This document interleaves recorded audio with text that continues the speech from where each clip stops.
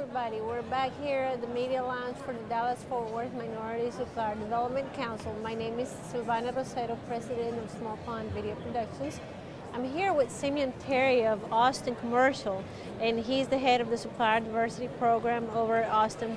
Welcome, Simeon. Thank you very much. Well, let's get into it. Okay. Supplier diversity programs are an important part of providing access to minority-owned business. What is your objective in participating in Access 2015? Well, our objective in Access 2015, as is every year, we've been a long-term supporter of this event.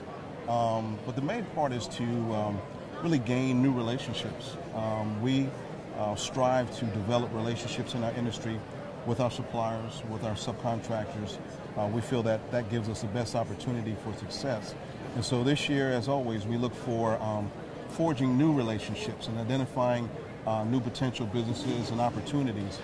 In our industry, we're constantly growing, and so there's always room for more. So this is a great place to identify those new resources and develop those new relationships. So there's definitely success stories, and that's why you keep coming back to Access. Most definitely, most definitely. This is a great proving ground. The council does a great job in bringing firms together of like minds and like businesses, and we've had success every year in identifying those new relationships. Now, supplier diversity programs for minority-owned business have seen challenges due to the economy and the expansion of what's considered diverse. What does your program do to specifically help minority-owned businesses compete in your supply chain? I think one of the things that we do uniquely is that we have a mentor-protege program, but it's geared for helping to grow and develop the infrastructure of firms' businesses. Not so much focusing on the sticks and bricks, if you'll say, but the infrastructure on making sure that they have cash flow and staffing properly and understanding contracts and different things that are often pitfalls for minority businesses in our industry. Most of the time, if a minority firm unfortunately goes out of business, it's not because they can't do the work, it's because they haven't properly planned or thought strategically on how to increase with that capacity. And a lot of times it's having cash flow, having extended lines of credit with their bank, and those types of things to accommodate the additional overhead and cost factors. So our Mentor Protege program focuses on that to help them from the business side to be able to maintain, once they get that great contract, to handle it through execution through the end of the project. Right. Just kind of make sure that they stay around and they're capable of performing, most important thing. Most definitely, most definitely. Now, what areas of your industry would you like to see more minority-owned business compete in? Well, there's room on all areas, but I think one particular area would be as actual general contractors.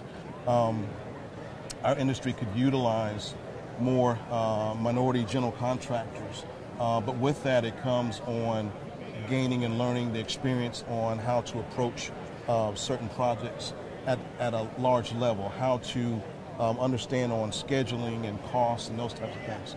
So that's something that we also try to focus with our joint venturing teaming that we do, is to give them that experience and exposure at a higher level so that once they're done, they're in better position to be general contractors and then reach back and bring other minority contractors along as well. So it's kind of a hand-down process. Right, so you think other supporting businesses that would help these companies grow and be stronger would be welcome additions into the as minority-owned businesses that can participate in the business? Most definitely, most definitely. That's fantastic. So let's look at the supplier diversity professional side of your life. Okay. How does the supplier diversity professional working group help in your professional and personal career direction?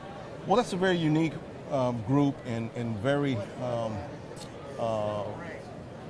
very intuitive. And the fact that you've got different professionals from different backgrounds, but they all have lessons learned, they all have strategic plans, and so we're able to pull and gain something from each one, even though we may be in different industries.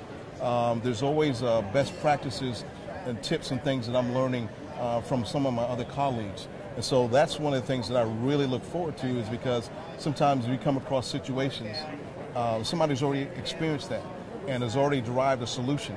So it kind of helps as a great resource with your colleagues, that you're able to share your knowledge and then also gain information back to help with some of the day-to-day things that we deal with on our end.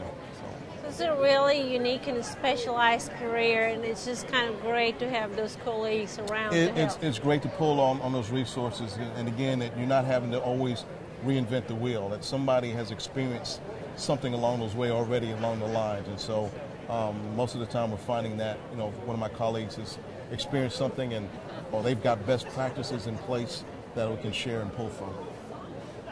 So going back to the MBEs and your experience, okay. If you could tell MBEs to do one thing in order to be more competitive in your space, what advice would you give? The advice I would give would be kind of going back from what we talked about with our Mentor Protege program. Focus on the infrastructure of your business. Understand your business inside and out, because that's going to allow you to make the appropriate decisions.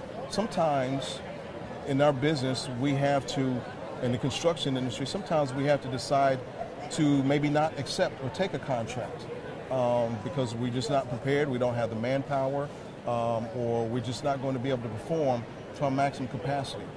But in order to be able to make those decisions, you've got to know and have a command on the infrastructure of your business and understanding the resources that are available and those types of things like that. And so being able to make those decisions, again, a lot of times it's not about being able to perform the work, but it's being able to make the appropriate decisions, because as companies, we're responsible for a lot of people that we employ in those families, and we want to make sure that we do a good job in being good stewards with that responsibility, and that allows them to then be comfortable and be productive when they come to work.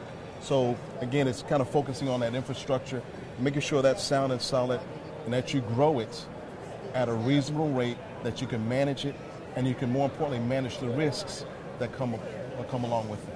And that's great advice, and that's where those protege relationships come in, to make sure that you have a sounding board as another subcontractor to make sure that you're doing the right thing. Moving on to the SDPs, back again. Okay. If you could give other supplier diversity professional advice on improving their program, maybe there's new people coming into this area, what would be one piece of advice that you would give them? Probably the biggest thing I would say from a consistency standpoint is develop relationships. I know we all have, in our different industries, we all have bid lists and different things that suppliers get on. But for us, what's been very successful is developing relationships with those suppliers, understanding what their capabilities are, and being able to help put them in a place to be successful, understanding strengths and weaknesses. And that takes a little bit of commitment.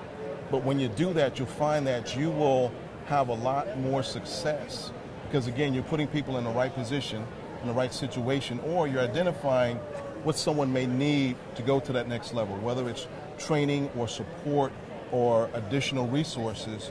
You can make those decisions, but you can't do that unless you have a relationship and understand where they're at. And you certainly speak with authority of those relationships, because you've been for how long in this industry and being in supplier diversity? Well, I've been in the construction industry 26, and I've been doing diversity for about 16, 17 years. So this is all great advice from Simeon. So let's close this interview. Okay. Tell us a little bit about your position and what your company does. A lot of people know you, but there's a lot of new people to the council. Sure. And other people out there that hadn't had a chance to get exposure to Simeon Terry yet. Okay. Well, I'm the corporate director of diversity affairs, and my department, we oversee both internal diversity, workforce diversity, as well as our external and supplier diversity. We manage, we're about a $2 billion a year company, and so our department, we manage our diversity across the country. So from Los Angeles to Phoenix to Chicago to South Carolina to Philly, Atlanta. We manage our supplier diversity programs across the country at the federal level, at the private level, at the state level. And we work with, again, on helping to grow and develop minority businesses, as well as to partner with them. One of the big things that we do on a lot of our major products is we have joint venture partners at our minority businesses, and those are strategically done as well to help them and identify certain areas of their business that they want to grow and give them exposure at certain levels. And again, that's what we talked about, the general contracting piece, where we need more minority businesses in. That allows to help give them exposure at that general contracting level. So we help infiltrate all of that, identifying partners across the country, and really overseeing and maximizing our programs company-wide. So that's that, and then a lot of other things we do, but that's a big part of our responsibility. Well, Simeon, thank you for joining us today here at the Minority Business Council in Dallas-Fort Worth Media Lounge. Amazing job you're doing in Austin Commercial, and we'll see you next year at Access, and we'll see you around. Thank you very much. I appreciate the opportunity. Sounds Thank you. great.